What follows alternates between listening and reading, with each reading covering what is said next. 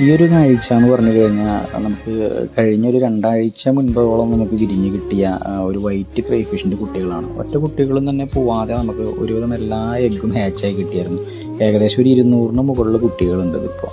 ഇവർ 2 ആഴ്ച മുൻപ് നമ്മൾ വിരിഞ്ഞ് കിട്ടിയപ്പോൾ ഫ്രിഡ്ജ് ബോക്സിലേക്കാണ് ആദ്യം മാറ്റിയിരുന്നത്. കുട്ടികളെ നമ്മൾ ഫ്രിഡ്ജ് ബോക്സിലേക്കാണ് ആദ്യം മാറ്റാൻ കാരണം നമ്മുടെ നോട്ടം കിട്ടാനും അതുപോലെ തന്നെ അവരുടെ വെള്ളം വേസ്റ്റ് തീറ്റയുടെ വേസ്റ്റൊക്കെ വലിച്ച് കളയാനൊക്കെ എളുപ്പത്തിന് വേണ്ടിയിട്ട് ഫ്രിഡ്ജ് ബോക്സിലേക്ക് മാറ്റും. അവിടെ നിന്നാണ് നമ്മൾ നമ്മുടെ വലിപ്പമേറിയ ടാങ്കുകളിലേക്ക് കുട്ടികളെ മാറ്റുന്നത്. അപ്പോൾ 2 ആഴ്ചയ്ക്ക് ശേഷം ഇവരിപ്പോൾ അത്യാവശ്യം വലിപ്പമായിട്ടുണ്ട്, ഗ്രോത്ത് ആയിട്ടുണ്ട്. ഇനി ഇവർ ഒരുമിച്ച് കിടന്ന് അതിൽ നിന്ന് പരസ്പരം കടി പിടിച്ചാവാനുള്ള സാധ്യതയുണ്ട്. അതുകൊണ്ട് നമ്മൾ ഇവരെ മറ്റൊരു ടാങ്കിലേക്ക് മാറ്റുന്ന കാഴ്ചയാണ് ഈ കാണുന്നത്. വെള്ളം കുറച്ച് ദിവസം മുമ്പേ പിടിച്ചിട്ട് വെള്ളമാണ്. അതിൽ നമ്മൾ പ്ലാന്റുകളൊക്കെ പായലുകൾ ഇട്ട് കൊടുത്തിട്ടുണ്ട്. 2-3 ഗപ്പികൾ കിടക്കുന്നുണ്ട് ഫീഡ് അടിയിൽ വരുന്നത് കഴിക്കാനായിട്ട്. അപ്പോൾ അതിലേക്ക് നമ്മൾ ആ കുട്ടികളെ മാറ്റുകയാണ്.